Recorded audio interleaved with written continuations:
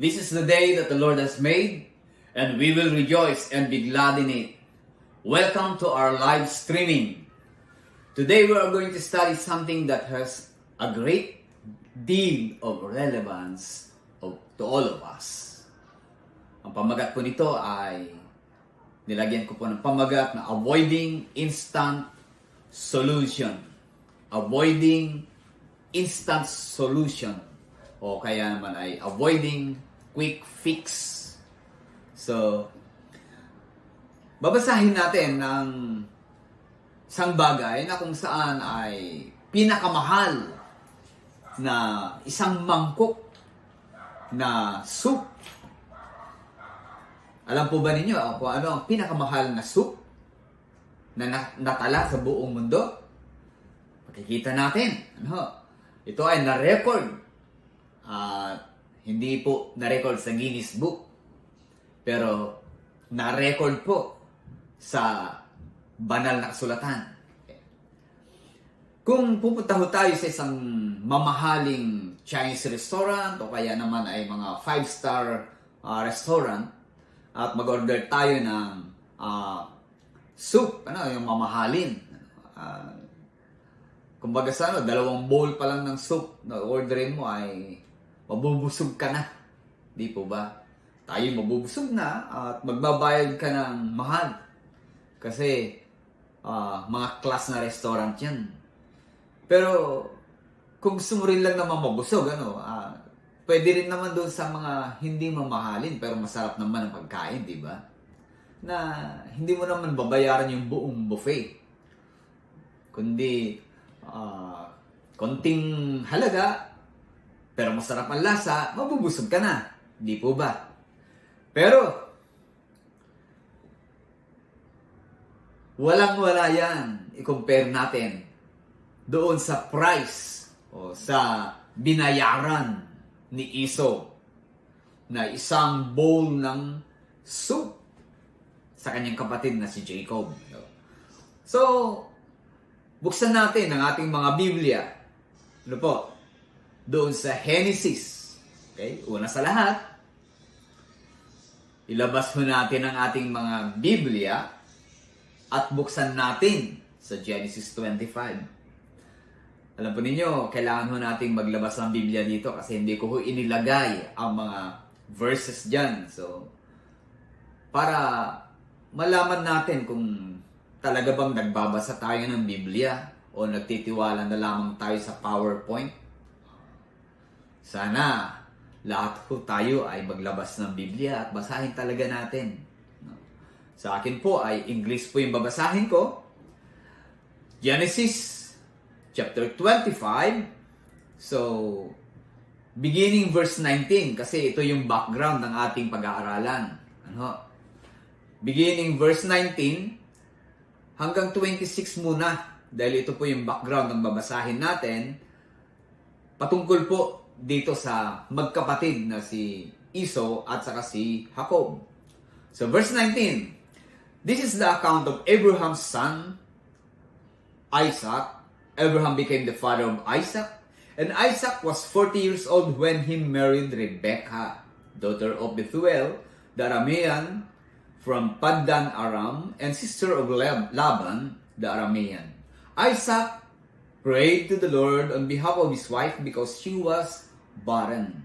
The Lord answered his prayer, and his wife Rebekah became pregnant. The babies jostled each other within her, and she said, "Why is this happening to me?" So she went to inquire of the Lord. The Lord said to her, "2 nations are in your womb, and 2 peoples from within you will separate. One people will be stronger than the other, and the older will serve the younger." When the time came for her to give birth, there were twins boys in her womb. The first to come out was red, and his whole body was like a hairy garment. So they named him Esau. Kulay pula siya. Diba? After this, his brother came out with his hand grasping Esau's feet. So, magaling talaga si Jacob, ano? So he was named Jacob. Isaac was 60 years old when Rebekah gave birth to them. Okay. So punta tayo dun sa actual na text natin sa verse 27 to 34. Yun ang binasa natin. Ito po yung background ng magkapatid. So verse 27, it says, "The boys grew up and Esau became a skillful hunter, a man of the open country, while Jacob was a quiet man staying among the tents. Isaac, who had a taste for wild game, loved Esau, but Rebekah loved Jacob. Once when Jacob was cooking some stew, Esau came in from the open country, famished. He said to Jacob, 'Quick, let me have some of the red stew. I'm famished.' That is why he was also called Edom. Jacob replied, 'First, sell me your birthright.' 32. 'Look, I am about to die,' Esau said. 'What good is the birthright to me?' But Jacob said, 'Swear to me first.' So he swore on oath to him, selling his birthright to Jacob. Then Jacob gave Esau some bread and some lentil stew. He ate and drank and then got up and left. So Esau despised his birthright." Yun po yung ating binasa. Ito po yung kwento tungkol po dito. Marami sa ngayon ito po, huwag kayong magagalit, ang malalaki ang mga katawan, mga malulusog, triple XL. Yung iba, 4XL pa. Alright? Bakit kaya? Kasi, meron silang mga cravings, yung pagkain. No-overeat, pero hindi naman nag-exercise. Hindi naman sinusunog yung kinakain, Kaya, ano nangyayari? Ang tendency ng isang tao na kain ng kain ay lobo ng lobo, palobo ng palobo. So, cravings niya yun. At kung ang tao naman ay mahilig mag-jogging, mag-exercise, pero hindi lumiliit ang katawan, alam niyo, pag pagod kasi, masarap kumain. Masarap kumain. Gusto ka agad kumain. So, minsan, pagka gusto mo nang kumain, ayaw mo nang maghintay na paghanda ka ng isang masarap na pagkain, na masustansya, sapagkat gusto mo agad-agad. Kaya nangyari, mga instant na pagkain ang kakainin. Diba? Sa katagalan ng preparasyon nito, kung ipag-prepare pa siya, ay katulad ni Esau, sabi niya, mamamatay na ako sa gutom. So, pag ganyan ang isang tao, katribo nga ito ni Esau. Katulad lang naman ni Esau. Alam ni Esau na makukuha niya kung ano ang kanyang gusto. At mapapasa kanya ito agad-agad. Ito ang dahilan kung bakit marami sa atin ang kamag-anak o katribo ni Esau. So, ikaw ba, kapatid? Kamag-anak ka ba o katribo ni Esau? Tingnan natin, examinin natin yung reasoning na ginawa ni Esau. First of all, hindi natin pwedeng i-deny, that Esau got hungry. Ginagutom siya Pwedeng, siguro, hindi siya nakakain sa buong araw. Siyempre, no doubt na sa kanyang paglalakad ay napakalayo yung kanyang nilakad, kaya siguro nagutom siya. So, pag-uwi na sa kanyang bahay ay naamoy niya yung niluluto ni Jacob. Ano ba yung niluluto niya? Ito ay isang red stew.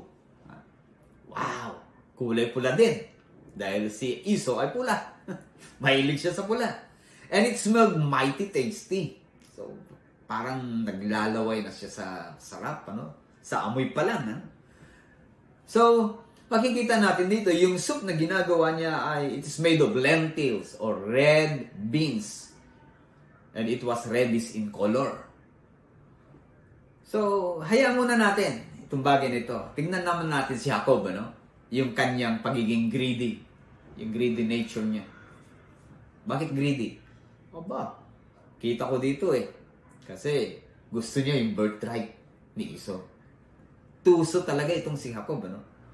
So, from birth, si Jacob ay deceiver na at supplanter. Sabi nga kanina, yung sa binasa natin ay he's grasping his feet, his brother's feet. Ano? Hawak niya. During the birth. Ito ay nagsisimbolize na isang bagay na tinatawag na pull the rug out from under his brother's feet. Ang tindi niya, no? Remember, mga kapatid. Remember, kung meron ho tayong weakness sa ating character, marami hong mga tao na kung saan ay handang mag-exploit sa atin kung meron kang weakness. Pag nakita ng ibang tao ang iyong weakness, people around us are willing to exploit it. Meron tayong sinabi dito ni P.T. Barnum, meron siyang keynote, sabi niya, there is a sucker born every minute. There is a sucker born every minute. And two, to take advantage of him. Okay? Meron daw dalawang sumisipsip o maninipsip na pinapanganak sa loob ng 1 minuto. Merong sucker, maninipsip na pinapanganak at dalawa ang nag-take advantage sa kanya. So, ibig sabihin meron talagang maninipsip. So, matindi, di ba? Hindi ko pinilagay dyan sa inyong screen, yung being gullible and undisciplined would bring you to fall into trap. Being gullible and undisciplined would bring you to fall into a trap. Jacob purposes a terrible bargain, but Esau is so gullible. Ano ba yung gullible? Mapaniwalain. Sa salitang kalye, uto-uto.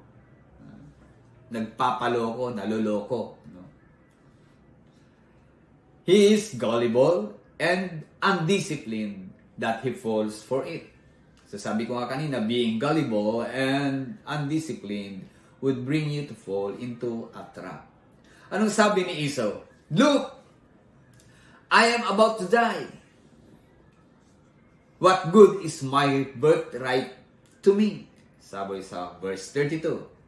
Itong reasoning niya ito yung basic for a foolish decision. Mamamatay nga ba si Esau? Matay sa gutom. Mamamatay sa gutom? What if isang araw lang naman na hindi kumain eh? Di ba? Kung sakali man na maghapon siyang naghunting, no? At pagkatapos pagod na pagod, wala siyang nakain doon, hindi siya kumain doon sa paghahunting niya. At napagod siya sa paglalakad, hindi naman siya mamamatay agad-agad eh. Gutom pwede. Pero yung mamamatay, hindi pwede.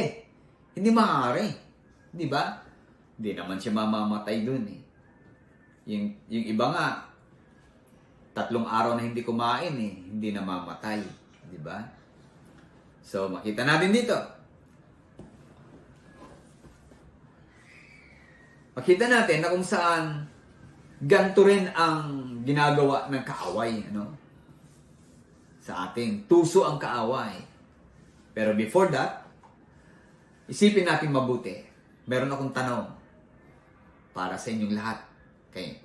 How many of us have ever said, I'll just die if I don't get to go to blank? Mamamatay ako pag hindi ako makapunta sa ganitong lugar. Diba? Yung iba, alam ko, merong mga churning place. Merong mga lugar na kung saan naroroon sila lagi. May kilala akong pastor. Lagi siya doon sa isang mall. Araw-araw na doon sa mall. Anong ginagawa niya? Nagpapalamig sa mall. So, makita natin, O yung iba naman mamamatay ako Pag hindi ko makita si blank, sabi ng mga magsing-irog, mamamatay. Grabe, ano? Yung iba naman, pag hindi nakain yung gusto, ano, sasabihin na, ay, mamamatay ako, kailangan ko ng ganito. Oh. It's the same old old trick. Nabubulol ako. It's the same old trick na ginagawa ng kaaway. We think that we have to have it. Si Satanas po ay isang deceiver. Pindutin lang niya yung button at hilain niya yung string para sa atin. He is the essence of Esau's mistake. Yung ginawa ni Esau, bigla siyang nagdesisyon. Diba? Ito yung tinatawag nating instant solution doon sa problema niya. O the quick fix. Kailangan niyang may ayos ka agad, yung gutom niya. Kailangan yung cravings niya ay masupplyan ka agad. Ha? So ito nangyari sa kanya. So makita natin, nakipag-bargain siya. Pero hindi niya inisip yung pakikipag-bargain niya kay Jacob. Sabi niya, anong halaga ng birthright sa akin? Akin na yung isang bowl ng soup na niluluto mo. Eh, sabi ni Jacob sa kanya, mangako ka sa akin. Nabibigay mo sa akin ang iyong birthright. So, binigay niya yung birthright. Sa panahon ng crisis, sa digmaan, ganyan, o kaya kung ano man, digmaan, di ba? Kung mayroong mga war, syempre, magtatago yung mga tao, walang mga magtatrabaho kasi may war, no? So, darating yung crisis.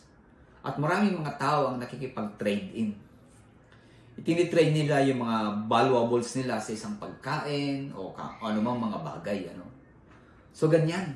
Kasi nga, tagutom crisis Ito na lang nakaraang pandemic natin. Hanggang ngayon naman, may pandemic pa naman, ay meron akong kilalang pastor, Sabi ko, naawa ko dito sa pastor na to, Sa isang group, Facebook group, na kung saan chat group, na kung saan ay sinama ako.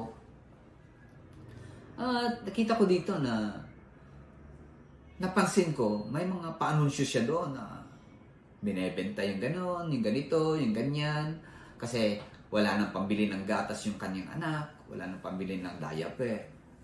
So, sinerch ko yung pangalan. Pagkatapos, isa pala siyang pastor na kung saan ay isang malaking church. Ano po? Sabi ko, bakit nagugutom tong pastor na to? At lahat na ng mga gamit niya ay binibenta. Camera, relo, electric fan, at kung ano-ano pa, para lang doon sa pagkain at sa gatas at diaper ng kanyang anak. So, iti-trade in niya yung mga bagay na yun. So, just like Esau, trinade in niya yung birthright niya. Diba? Ngayon, magkano nga ba talaga yung isang bowl ng soup? Ang halaga nun, binili niya kay Jacob. Tingnan natin, calculate natin how much the bowl of soup cost Esau. The birthright was a privilege given to the oldest son. He got a double portion of the inheritance. Kapag sa ugali o kostumbre ng mga Israelita, mga Hudyo, kapag panganay ka ay favor sa iyo. Bakit? Sapagkat double portion ang sa iyo. If there were 5 brothers, kung meron kang 5 magkakapatid, they will divide the inheritance into 6. So, 2 ang mana ng panganay at yung pangalawa hanggang sa panglima ay tig-iisa lang. Okay? So, ganyan ang isang panganay. Double portion ang mabibigay sa kanya, yun yung birthright na tinatawag. In Esau's case, there were only two brothers. So Esau was entitled to 2/3, while Jacob was entitled to 1/3 of all the estate. Halimbawa, tingnan natin. Ilustrasyon. Halimbawa lang po ito Kung si Isaac at saka si Rebecca ay meron silang 1,000. 1,000 tupa. Ano po? At itong 1,000 tupang ito ay hahatiin sa 3. So, ilan yun? Sa 1,000. So, tigti 333 sila. May sobrang isa. Diba? At kung meron siyang 300 na baka, so hatiin sa 3, tigwa 100. Ngayon, ang mana ni Esau ay 666 na tupa at 200 na baka. Diba? Yun yung mana niya. At si Jacob naman ay 333 at 333 na sheep, tupa, at 100 baka. See? Napakalayo, no? 2/3 ang mamanahin ng panganay, wala iba, kundi si Esau, at yung 1/3 na matitira, ang siyang pag-aari naman ni Jacob. So, napakadali, di ba? Ganon ang hatian. Tanong ngayon, halimbawa, magkano halaga nung isang bowl ng soup? Sa tingin ninyo, ayon sa ating ilustrasyon, ang halaga ng isang bowl na soup ay umaabot ito ng 333 na tupa at 100 na baka. Guinness Book of Record yun. Pinakamahal sa lahat. Sa panahon na yan. Halimbawa, kung ganun nga kalaki ang mamanahin nila. No? So makita natin to. Ganyan ho katindi ang trinade in ni Esau sa kanyang kapatid na si Jacob. Nang dahil lamang doon sa instant na gusto niya mangyari. Yung instant solution sa kanyang pagiging gutom. Imagine, ang sabi niya, mamamatay na ako. Hindi pa naman siya mamamatay. Marami ho ang mga pangyayaring ganyan. Ano po? Marami. Kahit sa kapanahunan natin, yung iba, tinitrade in yung kanilang mga valuables o dinadala sa pawn shop dahil meron silang pangangailangan. Ano pangangailangan nila? Siguro may mga pangangailangan pero kamukha-mukha mo bandang huli ay hindi naman talaga kailangan. Titrade in doon. Tapos hindi na matubos. So pag-aari na ng pawn shop, iriremata na ng pawn shop at pagkatapos ibebenta. Sayang naman. Ano? So maraming ganyan. At marami ding mga pagkakataon na impulse buying. Ano po? Impulse buying. Hindi mo naman kailangan dahil nag-sale, binili mo na. Dahil gusto mo. Gusto mong bilhin kasi sale. Pagkatapos, sinuwi mo sa bahay, nakatambak lang doon, hindi mo naman pala kailangan. Okay? So, ganyan ang mga nangyayari. Halimbawa, hulugan. Mga hulugan. Ano po? Alam niyo, mga naglalako dyan at sinasabi, pahulugan po. Diba? Halos doble ang presyo nun. Halimbawa, bibigay sa iyo yung isang item, nagkakahalaga ng pag binili mo ng cash ay 5,000. O, babaan natin. 1,000. At pagkatapos nun, papahulugan sa iyo. Ilang buwan. Pero pag suma total mo, pag binili mo dapat ng cash na 1,000, pag sinuma total mo, mas mahigit pa yung kanilang tutubuin kaysa sa pinambili. Ganyan Diba? Cravings. Cravings. Instant. solution. Kala natin, nakamura tayo dahil hulugan, pero hindi natin alam, mas matindi pala yon. Okay? Pagdating sa mga instant, ay meron palabas sa TV. Meron akong napanood ba ninyo yung palabas sa TV, yung The Price is Right? Meron din dito noon sa Pilipinas. No. Hanggang ngayon, meron pa naman yun. The Price is Right sa ibang bansa. Manood kayo sa YouTube, meron. Yung The Price is Right ay makikita natin dito na napakadali ang manalo doon. Ito yung one of the longest and most popular game show sa TV. Bakit popular? Kasi makikita natin dito na yung mga modelo nila, makikita mo, magaganda, mga gwapo, modelo dun sa produktong pinapahulaan, yung mga display, yung mga merchandise na kanilang pinapakita. So, at higit sa lahat, ay yung interesado ang lahat doon sa value na kanilang mapapanalunan. Kaya nga, the price is right, huhulaan mo kung magkano. Kapag nahulaan mo ang pinakamalapit na hula, sa'yo na. Ganun lang kadali, no? At gusto ng marami ay makasali doon. No? Yung mga contestant, pag natawag ang pangalan, talagang takbo dito, talon ng talon, sigaw ng sigaw. Bakit?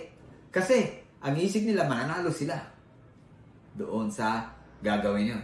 Iba pa nga talagang niyayapos pa yung host, Bakit? Why? Because they use a very little skill. Pagkatapos nun, mananalo sila ng great prize. Di ba?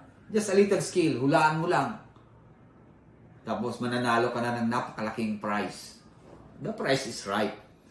Di ba? Hindi ko naman sinasabing masama ang The Price is Right. Entertaining naman kung nanonood tayo. Hindi naman bawal manood nun.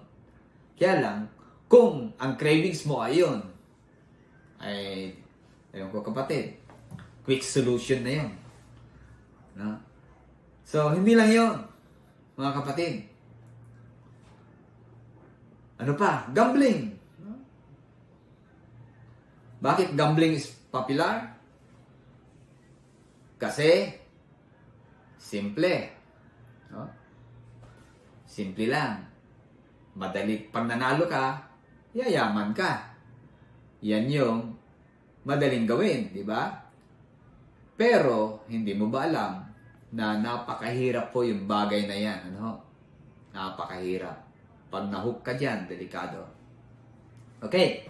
So, ganun katindi, Cravings. Now, tingnan natin kung ano ang ibig sabihin ng instant solution.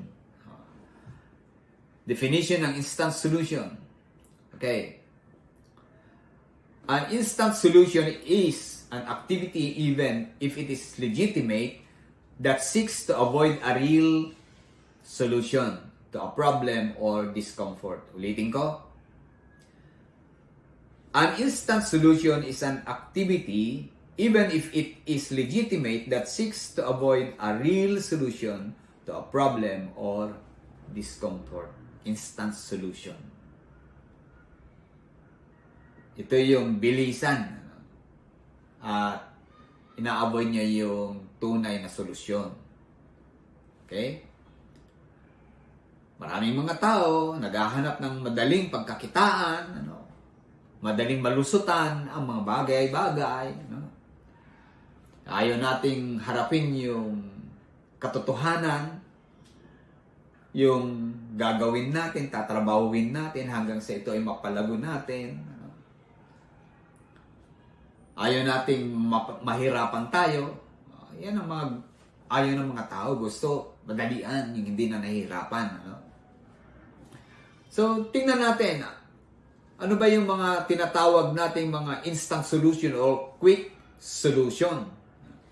So, ano ba yung mga ito? Una, alcohol. Alcohol. Yan. Maraming mga tao ang bumabaling dito sa pag-inom ng alak kapag dumarating sa kanilang buhay ang isang problema, pagsubok, suliranin. Ano? Isa ito sa inaakalang mabilis sa paraan ng pagkalimot sa kasalukuyang nararanasan. Subalit, mga kapatid, sasabihin ko sa inyo, pagkatapos na maganap ang paglalasing, pagkalamo sa alak, at pansamantalang nakalimot dahil nakatulog ka. Ano po? Paggising mo, problema pa rin. Hindi lang basta problema, kundi nadagdagan pa lalo ang yung problema dahil nagkautang ka pa. Sumakit pa ang ulo mo, sumakit pa ang katawan mo. Di ba? Kung may pera ka naman na pinambili, nabawasan pa yung pera mo. At ito na ginagamit na paraan upang sa pagsama-sama ng mga magkakabarkada, magkakakilala, no, magkakakumpare, no, para idaos ang kanilang kasiyahan na malimit, nauuwi sa isang malagim na trahedya. Bakit ko sinabing malimit? Pagkalasing na ho, alam mo na ho, hindi na yun maintindihan ng kanilang mga sarili. Ano ho? At pagkatapos nun, pag may nangyari, bandang huli, nasa pagsisisi. So, ganun lang po yun. Anong sabi sa Kawikaan 20, verse 1 to 3? Ang alak ay nagpapababa sa dangal ng isang tao, kaya isang kamangmangan ang magpapakalulong dito. Ang puot ng hari ay parang liyong umaatungal. Ang gumalit sa kanya ay nanganganib ang buhay. Ang marangal na tao ay umuiwas sa kaguluhan, ngunit ang gusto ng mangmang ay laging pag-aaway. Anong kinalaman ng hari dito? Ang puot ng hari. Di ba? Paglasing ng isang tao, di ba? Sa palagay mo, bumababa na ang dangal ng tao paglasing, di ba? Sinong magagalit? Yung otoridad. Bakit? Kasi nagwawala ka na, nang-aaway ka na, hindi mo na alam kung anong ginagawa mo, sabi nila, pero hindi totoo yun. Ako po ay lasenggo noong araw. Kahit gaano ako kalasing, alam ko, matino ang isip ko, alam ko kung ano nangyari. Yung mga sinasabing hindi nila alam ang nangyari, well, alibay na lang nila yon. Hindi totoo na malilimutan mo yung nangyari. Hindi lang kaya ng katawan mo dahil sa pagkalamo sa alak. Pero, alam mo sa isip mo kung ano nangyari. Kawikaan 23, verse 29 to 31, sino ang may matinding problema? Sino ang mahilig sa away? Sinong mareklamo? Sinong nasugatan na dapat sana ay maiwasan?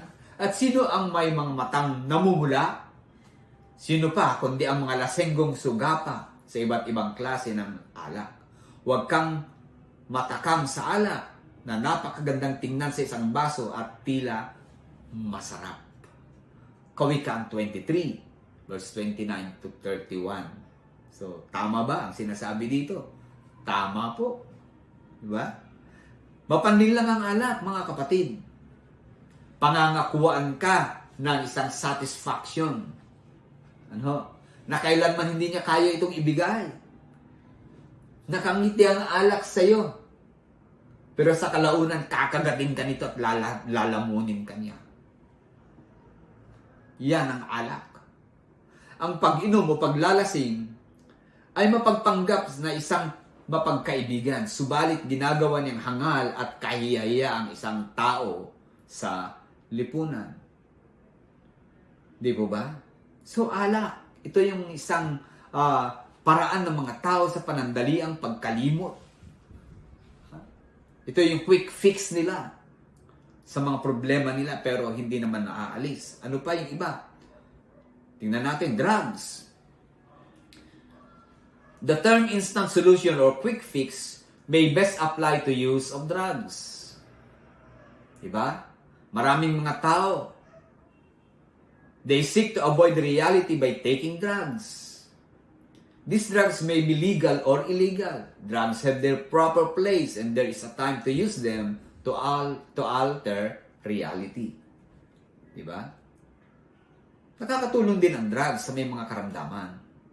Pero kapag inabuso mo ito, delikado. Sa marami, ito ay isang way ng kanilang pag-escape sa pain na kanilang nararanasan. Yung pagharap nila sa mga difficulties sa kanilang mga buhay. Ano ba? Yung mga difficult situation na nagaganap sa kanilang mga buhay. Alam niyo, ito ay temporary escape lang. Pero pag natapos na, nawala na ng visa yun, andyan na naman.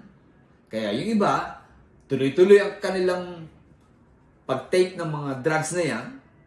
So hanggang sa ito ay maging addiction na. Magiging addiction na. At kapag ikaw ay na-addict na dito, delikado na kung anong mangyayari sa iyo. Dalawa lamang pwedeng mangyari sa iyo. Either ikaw ay makulong at mapatay, o kaya naman ikaw ay tawag doon, pag-alagala sa kalye, maging CPA, counting post around. Nagbibilang na lang ng poste, paikot-ikot, tingala ng tingala, tawa ng tawa sa kalye. Diba? Ganyan ang mga nangyayari sa mga taong sobra ang pagkalulong sa droga. Ano pa? Gambling. Diba? Instant solution na yumaman. Maraming mga tao nahuhook dito sa sugal.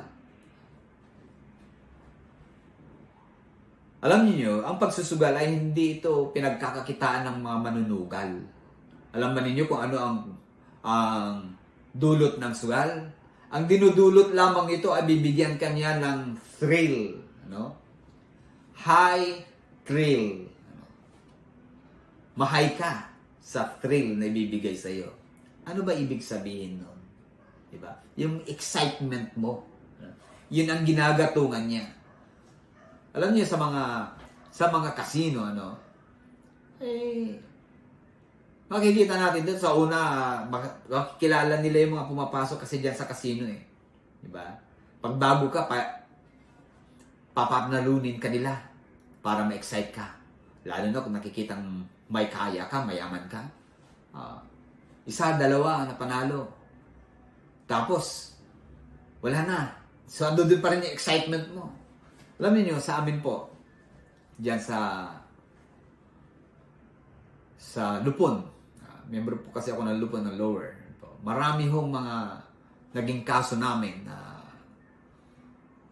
idinidemanda o inirereklamo, inaakyat ho doon sa amin na dahil sa utang.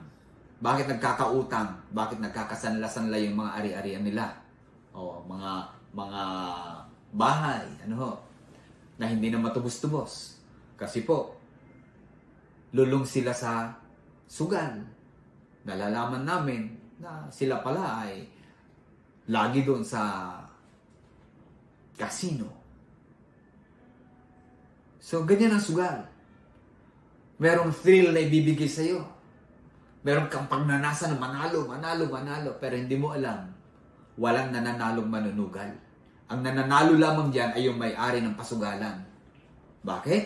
Sapagkat kapag bumili ka ng halaga na ticket, halimbawa, o kaya chips, halimbawa, 1,000, papanalo mo niya sa'yo sa 1,000, 800 lang. Kanya yung 200. Diba? So, talo ka pa rin ng 200 kung manalo ka man. Ganyan ho yan sa sugal. Alam po ninyo, ang lolo ko rin ho ay manunugal. Kaya ho ang nangyari, yun hong portion ng tatay ko. Ano ho? Ay sinugal ng lolo namin. Kaya sa lahat ng magkakapatid, ang tatay ko ang walang mana. Naisugal ng lolo eh. Di ba? Lolo namin. So gambling, panandalian, ang cravings ay gustong yumaman kaagad. Gambling. Okay? Ano pa yung mga bagay na makikita natin na pagkain. Pwede natin sabihin na ang aking instant solution ay o kaya quick fixes. Hindi naman kinukonsider na evil ito. Katulad ng alcohol, drugs, o kaya gambling. Kasi pagkain naman to. Pwede natin sabihin yun. Diba? Pwede nating pagmalaki na hindi naman to katulad niyan. Kaya okay ito. Kapatid, kahit ini-enjoy mo yan,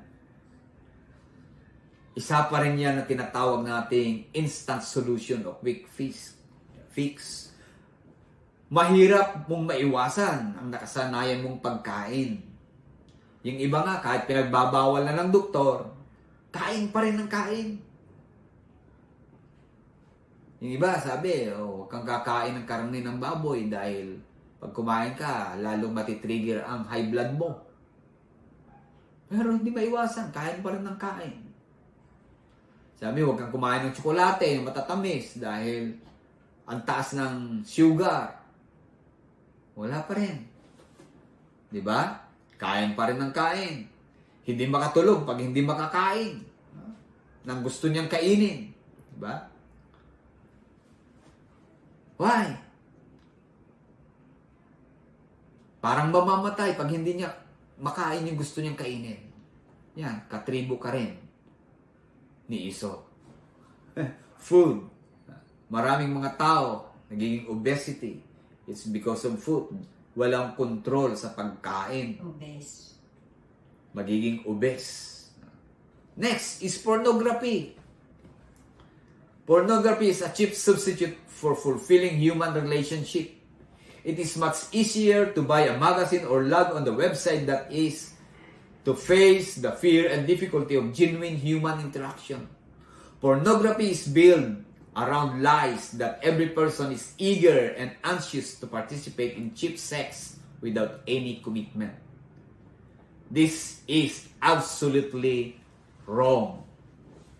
Sex is intended to take place within loving, committed relationships like husband and wife. That's all. Pero bakit? Hindi maiwasan. Kahit nga pastor.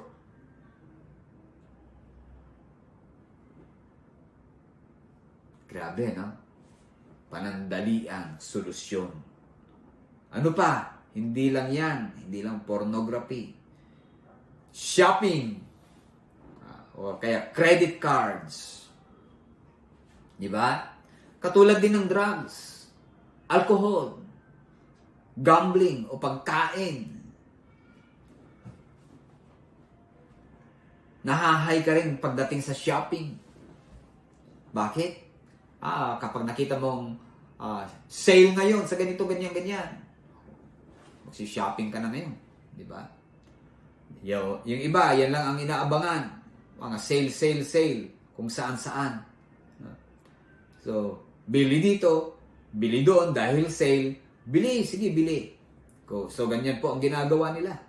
Kaya ang nangyayari, napupuno na yung bahay dahil sa kasi sale. Bili ng bili. Hindi makatulog pag hindi nakapunta doon sa sale. Ano pa? Ano pwede natin gawin? Kapag nararanasan natin ang mga bagay nito, mga kapatid, itong mga instant solution na to o quick fix na ginagawa, hindi lamang ng mga hindi Kristiyano. Ito ginagawa din ng mga Kristiyano. Meron ng Kristiyano, lasenggo. Pero sabi niya, Kristiyano siya. Merong Kristiyano, sabi born again siya, pero nagtataya pa rin ng loto, pastor pa yun. Wag na ninyo akong tanungin kung sino. Dahil meron akong alam, pastor, tumataya sa loto. Diba? Pastor. Ay, pastor. Ano nga ba ang gagawin natin? Mga kapatid, kapag dumarating sa buhay natin ang mga katulad nito, quick fix or instant solution for our cravings. Katulad ni Iso. Tingnan niyo si Iso. Pinagpalit niya yung birthright niya sa isang mangkok na sabaw. Okay? So, what must we do? Meron hong solusyon dyan. Ano po? The right solution. Una, okay, delayed gratification or deferred gratification. Hebrews chapter 2 verse 17 to 18. Si Jesus po nagtuturo o ang Biblia po ay tinuturo ang bagay nito, ano? Itong prinsipyo na ito na kung saan ay deferred or delayed gratification, katulad ni Jesus. Si Jesus po ay isang example sa atin, ano? Na kung saan ay willing siya na harapin yung gagawin niya para sa atin. Ano yung ginawa niya? Yung delayed gratification. Siya ay nahirapan, di ba? Siya ay pinahirapan, siya ay tinukso, siya ay kung ano-ano ginawa sa kanya, tiniis niya lahat yon because of us. Pagkatapos noon, na maganap dapat yon ay meron tayong aanihin. Di ba? Hebrews 2, 17 to 18, ito ang dahilan kung bakit kailangan magkatawang tao si Jesus upang maging katulad siya ng mga kapatid niya sa lahat ng bagay. Sa ganoon, siya ay magiging punong pari nila na maawain at tapat na makapaghahandog sa Diyos para sa kapatawaran ng mga kasalanan ng tao, at dahil siya mismo ay nakaranas ng paghihirap nang tinukso siya, matutulungan niya ang mga dumaranas ng tukso. See? So, ano pa? Hebrews 2, 17 to 18. Therefore, yun po pala, English po pala yung English na binasa natin. Ang pagliban sa mga bagay na pansamantalang kaligayahan o pleasure upang makatulong sa iba at makatanggap ng mas higit na biyaya at pagpapala sa buhay ay isa sa mga pangunahing bagay na ginagawa ng isang mananampalataya. Diba? Yung iba nagsasakripisyo. Yung iba, naalala ko tuloy yung lola kong pastora. Lola na pastora pa, no? Lola kong pastor. Yan. Kakainin na lang. Kakain na lang. Pero pag may kumatok sa bahay, pastora, hindi pa po kumakain yung aking mga anak. Sabi, sandali. Huwag mo muna kainin niya. Naka na. Ito, iuwi mo. Sacrifice. Bakit? Kasi, mananampalataya ka eh. Di ba? Alam mo, pag nag-sacrifice ka ngayon, harapin mo yung sitwasyon, may darating na biyaya para sa'yo. Bandang huli. Diba? Sa araw-araw na pagsasagawa nito ay makikita natin na ang pagtangi sa pansamantalang kaaliwan para makalimot o makamit ang mas mabubuting bagay sa buhay. Okay? Walang masama sa kasiyahan, di ba? Subalit kung ito ay gagawin natin para takasan ang kapaitan o problema, ay kung gagawin natin sa panandalian, kasiyahan lamang ang hinahanap natin, katapos-tapusan nito, problema ang darating sa iyo. Okay? Delayed or deferred gratitude. Next, pangalawa, recognize the deception. Recognize the deception. Pagkilala sa manlilinlang. Kailangan ma-recognize mo. Baka mamaya nalilinlang ka na. No? So, ang agarang paglutas ay likas na mapandinlang. Ang madali ang kasiyahan ay nagdudulot ng mahabang pagkasira o pagkawasak. Ang dulot na pangako nito ay kasinungalingan. Ang panandaliang kaligayahan sa sexual na immoralidad ay magdudulot ito ng mahabang panahon sa pag-aaruga ng isang bata. See? Dali lang eh. Diba? Ang walang humpay na paggasta ay magdudulot ng matinding paghihirap kung darating ang mga bayarin. Ang hanapin natin ay ang mga pangakong nagdudulot ng mahabang panahon ng kaligayahan. Dapat yun ang hanapin natin. Hindi yung mga panandalian lamang. Diba? Ang gagawin natin, hanapin natin yung mahabang panahon na kaligayahan. Ano yun? Pagtiyagaan natin, gawin natin, pag-aralan natin mabuti. Diba? Sabi ko nga ho sa inyo, gustong-gusto mo nang magkaroon ng isang bagay na kung saan ay nakikita mo, gusto ko na yung magkaroon ng TV. Ha? So kumuha ka ngayon ng hulugan na TV. Hindi ka naman malimit nanonood. Basta gusto mo lang magkaroon ng TV. Hinulog-hulugan mo sa ilang panahon, diba? Kita mo, hindi naman pala useful yung TV para sa iyo. Pwede ka naman bumili ng TV na kung saan magkas ka pagdating ng araw, pag inipon mo yun. So, recognize deception. Ano pa? Practice self-control. Practice self-control. Basahin natin yung pangalawa pala, yung recognize deception. Sa 1 Corinthians 6, 9-11. Hindi ba ninyo nalalaman na ang mga masasamang tao ay hindi nagmamana ng kaharian ng Diyos? Huwag kayong padaya. Ang mga mapakiapid, mga sumasamba sa Diyos-Diyosan, mga mangangalunya, mga binabae, mga pakikiapid sa kapwa lalaki, mga magnanakaw, masakim, mga maglalasing, mga mapagmura, o ang mga manggagantyo ay hindi magmamana ng kaharian ng Diyos. At ganyan ang mga ilan sa inyo noon.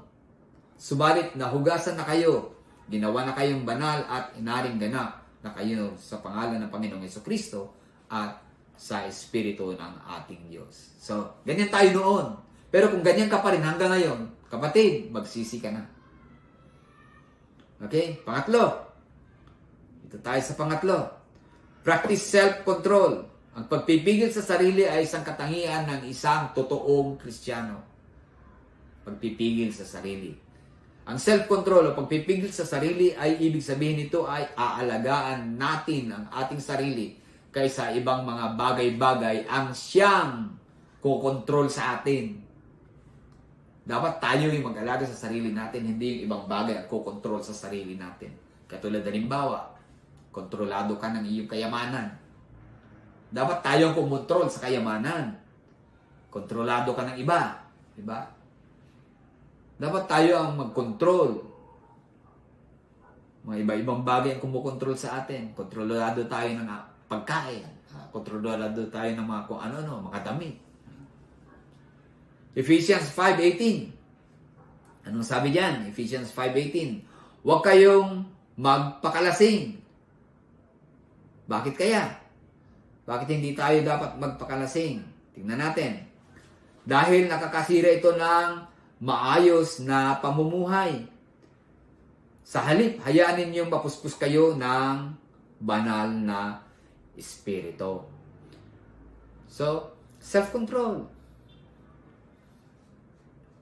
Ang tungkulin ng isang Kristiyano ay mapuspos ng banal na espiritu, hindi ng ibang espiritu.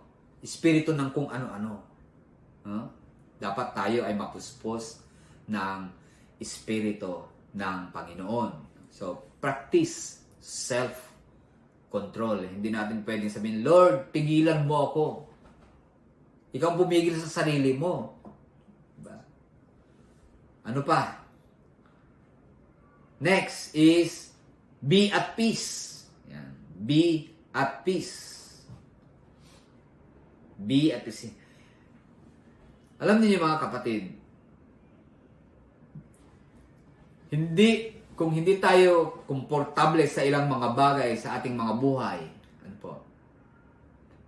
O yung ibang tao, hindi komportable sa kanilang buhay, mga bagay-bagay. Kaya yung iba, naghahanap ng lunas sa isang maling paraan. Anong paraan? Yung mga panandaliang paraan. Pero anong lunas na iminumungkahi ng ating Panginoon sa atin. Kailangan nating maging mapayapa. Hindi yung mga panandalian ang tatakbuhin natin o pupuntahan natin. Yung mga panandalian lunas. Kailangan maging mapayapa tayo. Ano sinasabi sa John 14:27? Peace I leave with you. My peace I give you. Not as the world gives, do I give to you. Do not let your hearts be troubled, nor fearful. Sabi yun ng Panginoon. Kapayapaan ang iiwan ko sa inyo. Kapayapaan ang ibibigay ko sa inyo, sabi ng Panginoon. Sapagkat ang mundong ito, puro trouble lamang ang idudulot. Pero sabi niya, do not let your hearts be troubled, nor fearful. Maniwala tayo sa Panginoon. It will take patience and perseverance to remain true to our ideals. God's acceptance of us should lead to self-acceptance. Pag tinanggap tayo ni Lord, tanggapin na rin natin sarili natin. Magbago tayo ng buhay natin. Huwag tayong maligalig. Dapat po, mapayapa dapat tayo. Amen po ba? Amen. Okay. So, anong last? Last. Ayan. Ang last po natin ay trust God rather than the instant solution of quick fix. God is the answer to fulfilling living, not the instant solution or quick fixes that the world offers. The Christian life is not one that is absent from problems, but one that allows us to face the difficulties of the world with calm assurance and poise because we trust in God. This is the heart and soul of a Christian living, and it is the ultimate answer to instant solution or quick fix. Proverbs 3:5-6, ano pong sinasabi doon? Trust in the Lord with all your heart and do not lean on your own understanding. In all your ways, acknowledge Him, and He will make your path straight. Kapatid, trust God rather than the instant solution or quick fix. Salamat sa Panginoon dahil meron siyang binibigay sa atin ng mga instructions para tayo ay makapamuhay na merong kapayapaan, maayos na buhay, matuwid na pamumuhay sa kanyang harapan. Sa mata ng Panginoon at sa mata ng mga taong nasa paligid natin, nawa tayo, mga kapatid, ay isang buhay na patotoo na isang tunay na mananampalataya sa ating Panginoong Jesucristo. Salamat po, Panginoon, na marami. Dahil Ikaw ang Diyos na mabuti, Ikaw ang Diyos na nakila. Hayaan mo po, Panginoon, na ang iyong mga salita na aming narinig ay ito, Panginoon, ay tumimo sa bawat puso namin. At ito, Panginoon, ay may pamuhay namin na kami ay magtitiwala sa iyo. Na kami, Panginoon, ay patuloy na umasa sa iyong magagawa sa amin sapagkat Ikaw, Panginoon, ang Diyos na aming pinapakinggan. Ikaw ang Diyos na aming nilalapitan.